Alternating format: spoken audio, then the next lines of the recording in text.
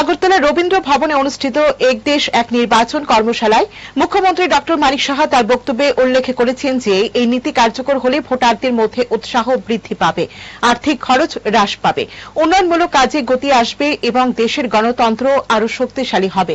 তিনি আরও বলেন, এক দেশ এক নির্বাচন নীতি বাস্তবায়নের মাধ্যমে বারবার নির্বাচনের প্রয়োজনীয়তা কমবে, ফলে প্রশাসনিক কার্যক্রমে ধারাবাহিকতা বজায় থাকবে এবং উন্নয়ন প্রকল্পগুলি দ্রুত সম্পন্ন করা সম্ভব হবে। এই কর্মশালায় উপস্থিত ছিলেন বিজেপি প্রদেশ সভাপতি ও সাংসদ রাজীব ভট্টাচার্য সহ অন্যান্য বিশিষ্ট ব্যক্তিবর্গ। মুখ্যমন্ত্রী আরও উল্লেখ করেন যে এই নীতি গ্রহণের ফলে বিভিন্ন স্তরের নির্বাচনের সময় ও খরচ সাশ্রয় হবে, যা রাষ্ট্রের অর্থনৈতিক ও সামাজিক উন্নয়নে সহায়ক হবে। তিনি বলেন, এক দেশ এক নির্বাচন নীতি দেশের রাজনৈতিক স্থিতিশীলতা বজায় রাখতে এবং গণতান্ত্রিক প্রক্রিয়ার প্রতি জনগণের বিশ্বাস আরও সুদৃঢ় করতে গুরুত্বপূর্ণ ভূমিকা পালন করবে। মুখ্যমন্ত্রী সকলকে এই নীতি সম্পর্কে সচেতন হওয়ার আহ্বান জানান এবং এর সুফল সম্পর্কে জনগণকে অবগত করার জন্য দলের কর্মীদের নির্দেশ দেন।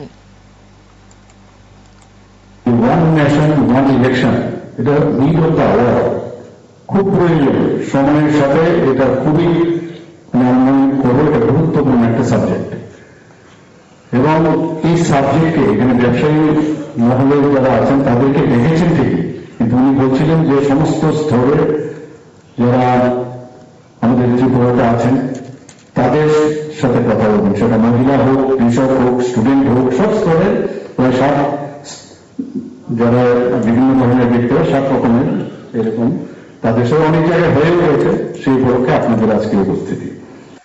তাই এখানে ব্যবসায়ীদের আজকে ঢাকার অর্থই হচ্ছে যে অ্যাওয়ারনেস যেটা বলা হয়েছে, জওয়াহরবাবু যেটা বলছেন যে বিভিন্ন যারা স্তরের ব্যক্তিরা আছেন তাদের মধ্যে অ্যাওয়ারনেস ওয়ান নেশন ওয়ান ইলেকশনের বিষয়টা বোঝানো দরকার।